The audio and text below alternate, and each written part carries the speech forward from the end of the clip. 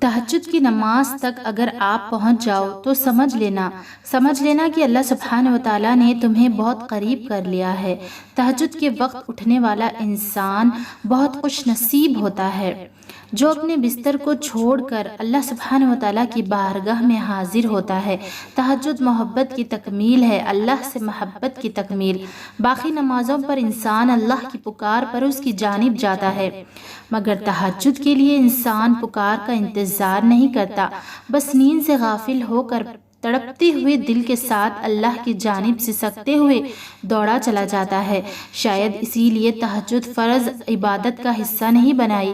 یہ تو بس وہی پڑھ سکتا ہے جس کو اللہ سے عشق ہو گیا ہو، ایسا عشق جس کے بعد محبوب سے گفتگو کیے بغیر دل کہیں چین نہیں پاتا، ایسا عشق جس کے بعد محبوب کے ہر حکم پر چپ چاپ سر کو جھکا لیا جائے۔ تبھی تو اللہ کی سب سے لاڈلی عبادت تہجد ہے، اور اس تک اللہ سبحانہ و تعالیٰ اپنے لاڈلے بندوں کو ہی رسائی دیتا ہے، کبھی غم دے کر تو کبھی راتوں کی نیند اڑا کر۔ وہ اپنے پسندیدہ بندوں کی آواز سننے کے لیے پکارنے کے کئی بہانے بناتا ہے۔ نہ آزمائش ہمیشہ رہتی ہے اور نہ ہی یہ مرحلے مستقل ہے۔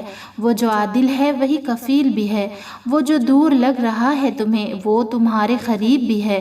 وہ مانگی ہوئی کوئی دعا رد نہیں کرتا، وہ تہجد کے سجدوں کو کبھی ضائع نہیں کرتا۔ دوستو، جہاں کسی کی پہنچ نہ ہو وہ وہاں سے راستے نکال دیتا ہے۔ تہجد بہت طاقتور عبادت ہے، کیونکہ یہ ثواب یا گناہ کے خوف سے عاری ہے۔ دوستو، تہجد تک انسان تب پہنچتا ہے جب ساری حسرتیں دل کا ساتھ چھوڑ دیتی ہے۔ پھر انسان یہ نہیں سوچتا کہ کتنا ثواب ملے گا یا کتنے گناہ مٹ جائیں گے، تب بس انسان یہ سوچتا ہے کہ اللہ ملے گا، اللہ سے ملاقات ہوگی۔ پھر تہجد کا پہلا سجدہ آخری سجدے کی طرح کیا جاتا ہے، جیسے ابھی جان نکل جائے گی، جیسے ابھی اللہ کی محبت سے دل پھٹ جائے گا۔ بس پھر ہم ہوتے ہیں اور اللہ ہوتا ہے، پھر وہ سب مکمل ہو جاتا ہے جو کبھی ادھورا رہ گیا ہو۔ تہجد سے بڑی عشق کی کوئی دلیل نہیں ہے، بے شک سبحان اللہ۔ دوستو، جن دعاؤں کی ابتدا تہجد سے ہو جائے نا، ان دعاؤں کی تعمیر بڑی کمال کی ہوتی ہے۔ تہجد بہت لاڈلی عبادت ہے، اور اس عبادت تک جو پہنچ گیا وہ اللہ سبحانہ و تعالیٰ کا لاڈلا بن گیا، اور اللہ کیسے اپنے لاڈلے کی دعا کو رد کر سکتا ہے۔ تہجد اللہ کی سب سے لاڈلی عبادت ہے، جو صرف اور صرف اس کے لاڈلے بندوں کو نصیب ہوتی ہے، جن سے وہ محبت کرتا ہے، اور جس کے نصیب میں تہجد کا سجدہ لکھ دیا جاتا ہے نا، اس کے نصیب میں اللہ کا پیار لکھ دیا جاتا ہے۔ دوستو، آپ کا تہجد تک آنا تو اس بات کی دلیل ہے کہ آپ کی دعائیں قبول ہو چکی ہے۔ تہجد کے وقت آپ کی چھوٹی سی چھوٹی پکار بھی سیدھا عرش تک جاتی ہے۔ جب آپ اپنے رب تعالیٰ سے مخاطب ہوتے ہو تو آپ کا رب کہتا ہے، مانگو مانگو، جو مانگنا ہے میں سنوں گا، کون سی فریاد لائے ہو مجھ سے مانگو، میں پوری کروں گا۔ پھر جس پل آپ کے ہاتھ اپنے رب تعالیٰ کے آگے اٹھتے ہیں، آپ کی زبان سے نکلی ہر ایک دعا پر کن کہہ دیا جاتا ہے۔ سوچو اگر اس نے دعا قبول کرنی ہی نہ ہوتی تو وہ تمہیں تہجد تک لاتا ہی کیوں؟ یہ نہ سوچو کہ تہجد میں مانگنے کے بعد بھی ہماری دعائیں قبول نہیں ہو رہی۔ اللہ جانتا ہے کہ تم زمانے کے ستائے ہوئے ہو، آزمائش کمر توڑ رہی ہے، مزید صبر نہیں ہوتا، لیکن اسے پسند آتا ہے تمہارا تکلیف میں بھی مسکراتے رہنا۔ اسے پسند آتا ہے تمہارا ہر بار یہ کہنا کہ کبھی تو وہ دن آئے گا جب میرا اللہ میری دعائیں سنے گا۔ اسے پسند ہے تمہارا یہ کہنا کہ مجھے یقین ہے معجزے ہوتے ہیں، بے شک سبحان اللہ۔ دوستو، تہجد بے چینیوں سے راحت ہے، تہجد تو ٹوٹے دل کی زخموں کا مرہم ہے، تہجد تو مضطرب روح کا سکون دیتی ہے، تہجد تو اللہ سے اظہار محبت ہے، تہجد میں زبان نہیں آنسو اللہ سے بات کرتے ہیں، تہجد ٹھکرائے ہوئے دلوں کا سہارا ہے، تہجد دعاؤں کی قبولیت کی ضمانت ہے۔ روتی بھیگتی تہجد کی 2 رکعت نماز اور گڑ گڑاتی دعائیں دل بھی ہلکا کر دیتی ہے اور مقدر بھی بدل دیتی ہے۔ سنو سنو، جب بھی تم تنہا محسوس کرو اور یہ سمجھو کہ کوئی نہیں ہے جس سے تم اپنا درد بیان کر کے دل کو ہلکا کر سکو، تو سیدھا جائے نماز کی طرف رخ کر لینا۔ یقین مانو وہ جو رب ہے نا، وہی بڑے پیار سے تمہیں سنے گا، اور جب تم اس کے سامنے ٹوٹ کے زیرہ زیرہ ہو جاؤ گے تو وہ تمہاری ذات کو اپنی رحمت سے سمیٹ لے گا اور اپنی محبت سے تمہیں مکمل کر دے گا۔ اسی لیے کبھی بھی اکیلے ہونے سے مت ڈرنا، وہ اللہ سبحانہ و تعالی ہمیشہ تمہارے قریب ہے۔ بس ایک بار دل سے اس کا پکار کر تو دیکھو، وہ دوڑ کر تمہیں سننے آئے گا۔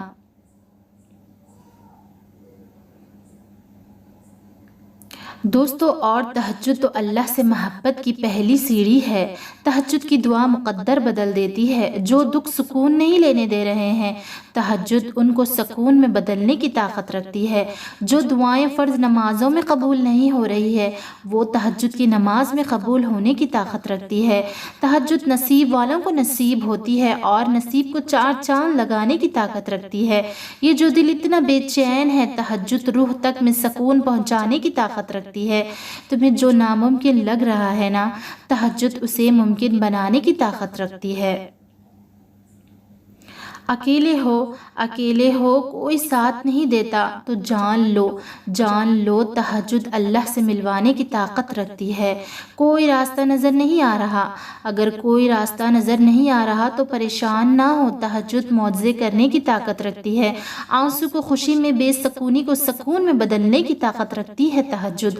اللہ کہتا ہے، کوئی مانگنے والا جو مجھ سے مانگے اور میں عطا کروں، تو جان لو تہجد اللہ سبحانہ و تعالیٰ سے کن کہلوانے کی طاقت رکھتی ہے۔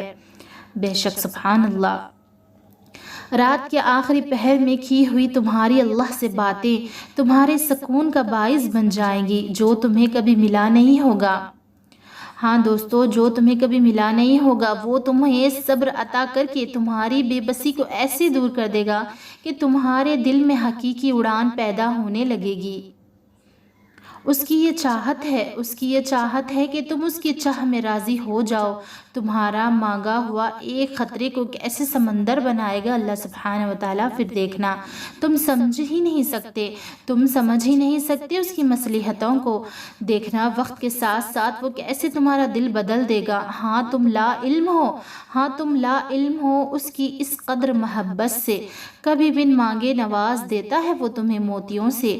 تو بس کچھ پل کا ہے امتحان تمہارا، صبر کر لو یہ سوچ کر کہ یہ آزمائش کا ہے وقت تمہارا۔ ان قریب تمہاری دعائیں بدل دے گی نصیب تمہارا۔ اللہ نے نصیب بدلنا ہے اگر وہ نہیں بدل رہا دل تمہارا۔ دوستو، کبھی دن رات ایسے بھی گزرتے ہیں کہ ہر وقت دل اللہ سبحانہ و تعالیٰ کو پکارتا ہے۔ اللہ کو پکارنے کے لیے نماز شرط نہیں ہے۔ رات سوتے سوتے اچانک آنکھ کھلے اور تمہارا دل اللہ کو پکارے، یا اللہ یہ پریشانی ہے، تو عطا کی نگاہ تو تب بھی آتی ہے مالک کی طرف سے۔ ہاں ٹھیک ہے، نماز رب سے بات کرنے کا بہانہ ہے، اور یہ بہانہ تو ہونا بھی چاہیے۔ نماز کے الفاظ، یہ توجہ کم اور اپنا غم دل ہی دل میں بتایا جا رہا ہوتا ہے۔ دوستو، عطا تو تب بھی تجھے ڈھونڈ لیتی ہے، کرم تو اسی وقت تجھ تک پہنچا دیا جاتا ہے۔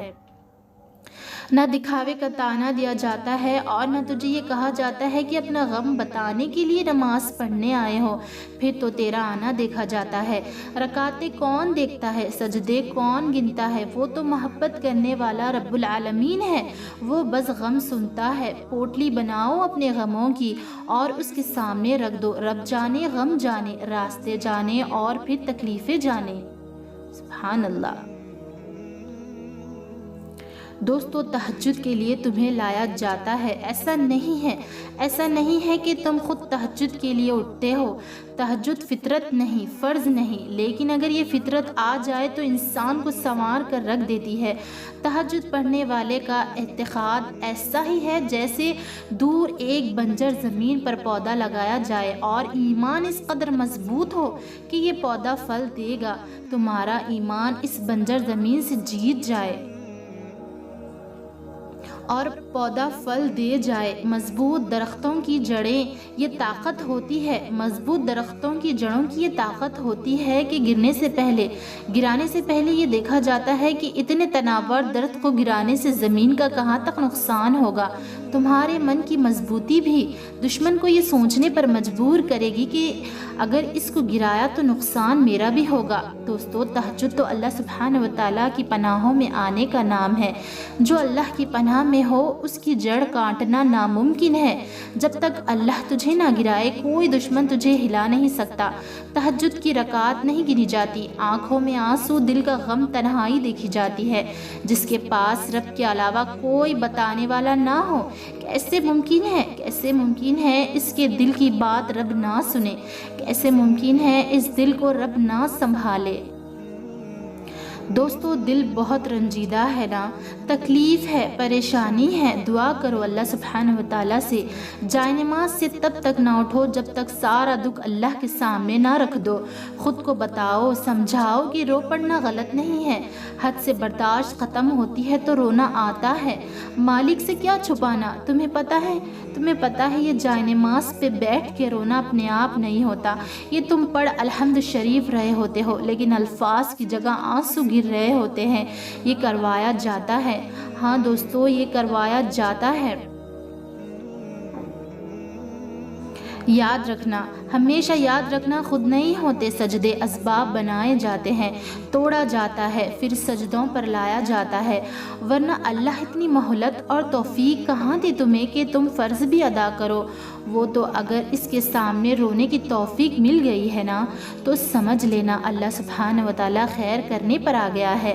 پھر اسے کچھ نہ چھپانا، وہ تو ٹوٹے شاخوں سے جڑیں نکال کر ان جڑوں سے درخت کھڑا کر سکتا ہے۔ وہ ایک ایک غم کا مداوع کرے گا، بس شکایت نہ کرنا اس سے۔ دوستو، جب تم خدا کی حکمت سے الجھے ہوتے ہو، اداس رہتے ہو، لیکن جب تم اپنی کہانی اپنے رب تعالیٰ کے سپرد کر دیتے ہو نا تو پھر تمہارا رب معجزوں کی راہ تم پر کھول دیتا ہے۔ وہ عطا کا ہر در تمہارے لیے کھول دیتا ہے۔ جو رب تم سے بے حد پیار کرتا ہے وہ بھلا اپنے بندے کو کیسے غمگین کر سکتا ہے؟ وہ تو بندے کو دنیا سے بے نیاز کرتا ہی اس لیے ہے تاکہ وہ جان سکے کہ اس کا رب کب سے اس کے لیے اس کے لوٹنے کے انتظار میں ہے۔ جو رات کو دن بنا سکتا ہے وہ اپنے بندے کی زندگی میں نور بھی لا سکتا ہے۔ بس وہ صبر اور توکل کی توفیق دیتا ہی تب ہے جب وہ اپنے بندے کی دعا پر کن کہنا چاہتا ہے، اور پھر وہ وقت آتا ہے کہ بندے سجدے میں گر کر کہتا ہے کہ بے شک میرا رب مجھ سے راضی ہو گیا، بے شک، سبحان اللہ۔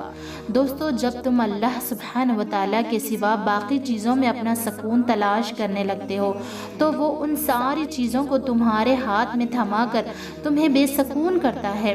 ہر شے تکمیل کے بعد بھی تمہیں اپنا آپ خالی سا لگنے لگتا ہے۔ پھر اذان کی آواز کانوں تک پہنچتی تو ہے مگر دل تک نہیں پہنچ پاتی، پھر نہ عبادت اس بے چینی کو ختم کر پاتی ہے اور نہ سجدوں سے چین پڑتا ہے۔ یقین کا دعویٰ کر لینا بہت آسان ہوتا ہے مگر امتحان تو تب لیا جاتا ہے نا جب غم یقین پر بھاری ہو جاتا ہے، جب دکھ کی شدت مصلحتوں کو تسلیم نہیں کر پاتی۔ پھر سب حاصل کر کے بھی تم بے سکون ہو جاتے ہو، پھر ہر خوشی تمہیں اداس لگتی ہے۔ یوں اللہ سبحانہ و تعالیٰ تمہیں بتاتا ہے کہ میں ہوں تو سب ہے، میں نہیں تو کچھ بھی نہیں۔ سکون تو صرف اسی سے ملتا ہے، بے شک، سبحان اللہ۔